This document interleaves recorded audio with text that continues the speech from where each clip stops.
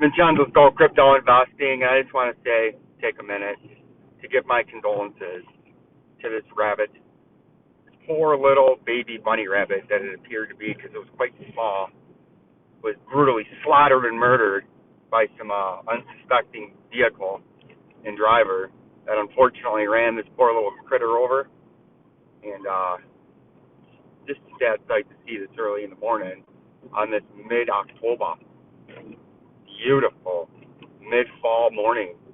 31 degrees. Oh, yes, you heard that correctly. 31 degrees on the 14th, I believe, of October in the greater Bloomington metropolitan area in central Illinois. Very frosty, chilly morning as wintertime is coming. And we're going to have an exciting time here as we work our way in towards the 20th. And I can only say this with great gratitude and peace and love, that after the 20th of October, all fan mail will be tough. I just have too much to do. Once again, all fan mail will be tough after the 20th of October. I say that with peace and love. Hit that subscribe button. I will accept likes and comments down below to push us through the YouTube algorithm so old Vincenzo can reach more people and educate, most importantly, and inform the masses on this inflationary depression that is tightening its grip in the United States and other major countries, right? But you can see here as we look at the XRP price, you can see we're right back in a familiar zone, right? Had that big 56-cent hit, and then it came down because it's in this blue trading area, the bottom part of this blue resistance box. See that? It goes from 50 cents, 50.5 cents, all the way up to 68.25 cents, right? That's your big resistance area. You can trade in there and get in there, but it likes to get sell-offs happening there. You can see sell-off 1, sell-off 2, sell-off 3, right? On 3 separate, distinct occasions, you have come up into there and got harshly rejected, right? If we look at our industry-exclusive measuring tool, nobody else has this in the business. Changed the game here with that measuring tool. See that? 24% down the first collapse down, right?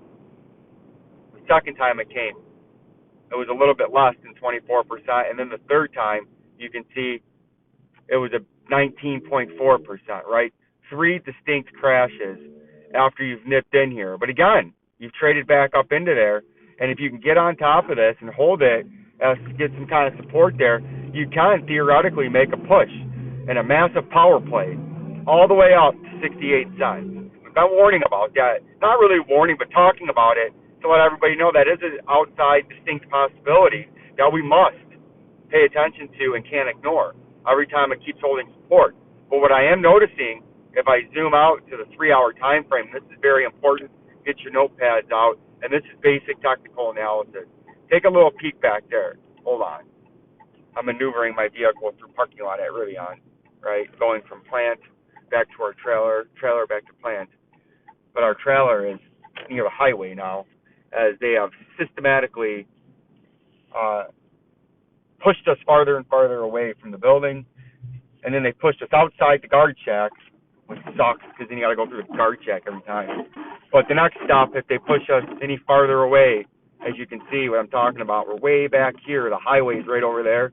You can see there's a farm silo over there. See that shit? All the farm crap is? There's a highway over there, the freeway, I-55. It's like I-94 in Detroit. It's I-55 down here. And they're pushing us closer and closer to the highway, right? So I don't know if they're trying to tell us something here. Like, hey, guys are almost the fuck gone. But as I digress, you can see as I park my vehicle, as I've had to vastly maneuver through the gravel pits to get back to camp trailer outside, just located outside Camp Rivian, within the greater normal area in central Illinois, right? But now, here's what we were talking about. Enough of the bullshit, enough of the chatter. This is what you need to get your notepads out for. See the volume? Come on, pen. You're my industry exclusive drawing tool. Why aren't you working? Because the whole thing is blown up on itself. See that? See that, ladies and gentlemen? The whole thing has blown up on itself. Just like that poor little bunny rabbit.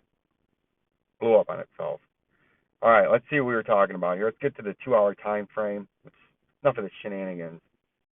My audience, you guys don't have time for shenanigans. There we go.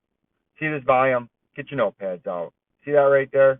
See that orange inside the volume, right? The candles. That's the mean. Notice how the mean of the volume started to slowly uptrend over here, right before the pump. See that?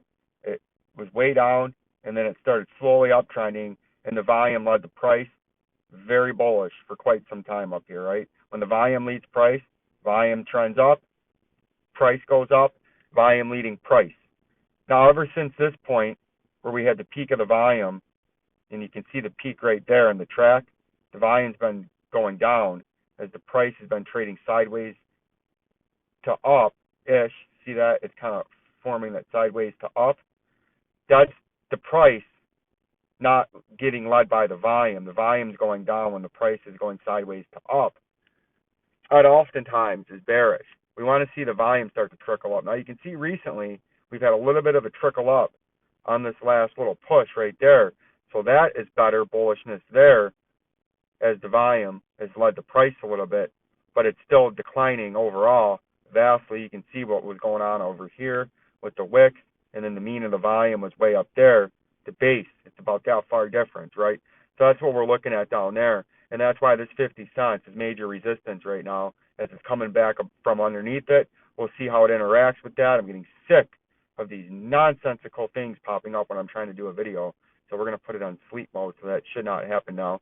You can see 50 cents is your major resistance. 68 cents is your major resistance at the top part of this purple major support resistance area, right? And if we zoom out to give you guys a broader look at what we're talking about, why this is a major support resistance area, I thought I had that. You can see it goes from the 50 cents right there. You can see why it's such a major support resistance and why we're using this. Look at resistance right there, resistance right there in 2021, major support in August of 2021, major support in December of 2021, major support, see that, in February of 2022, and then it broke it. And then it flipped it from major support, where it was resistance here, and it flipped it to support right there. Then when it crashed right here, it flipped it back to resistance. See that? Look at all the separate times. Resistance, support. Then that's why we figured it would be major resistance on the way back up, because that's how price action works. And you can see kind of it's forming a massive head and shoulders topping reversal pattern. Or it already did and played out. There's actually even a bigger one in the daily time frame. But that gives you some of the insights to what I'm looking at, why this major box from 50 to 68 cents is a major area. Because it's been a major area on both sides. It's been major support and it's been major resistance. But if we break down from here and we can't get up above that 68 cents, eventually you're going to trade back down towards that 29 to 32 cent major volume indicator area. And you can see that's on the next level. And you can see when you're above it, you can see when you're above the major, when you're below the major, look at all the different times it's done this. This is just going to be an in-depth XRP video. You can see coin collapsed. Below the mean of the volume, resistance, resistance, resistance, because it's coming from below it, it's going to act as resistance. Then it finally had a power pump, and then it flipped it. It was resistance back here, then it flipped it right here on January of 2018. Then it became support. Then we came back down in September of 18, support. Then we came back down January of 19, support. A whole slew of support in February, March, April, and May of 2019, support. Then it hit it again in August of 19 as support. Then it came below it, right? Flipped it to resistance. Then we hit it as resistance in September of 2019, right? Then if we go along another month later, we hit it again as resistance in January of 2020. Then we hit it again at resistance right here in February of 2020. Then we hit it again as resistance in September of 2020. See that resistance, resistance, resistance. Then we had support, support, support, right? Then it flipped it again. So we went from resistance to support to resistance, and then we flipped it again right here to support in December of 2020. It got back below it real quick, hit it as resistance, and right here actually in February of 2021, pulled over it, flipped it to support now, and then we fast forward, we come back down to it a few months later, about a year later in July of 2022-ish to about May, support, support, support, right?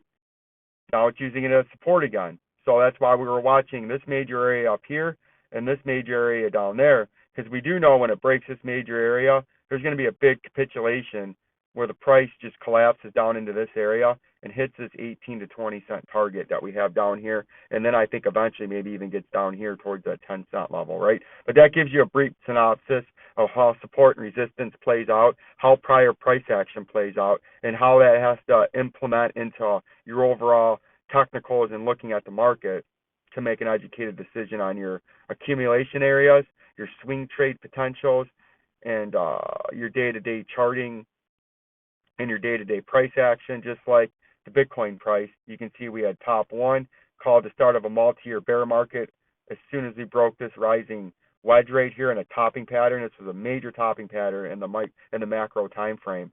And then we came down here to our first consolidation after about a 45% flush, then had a ferocious bear market rally.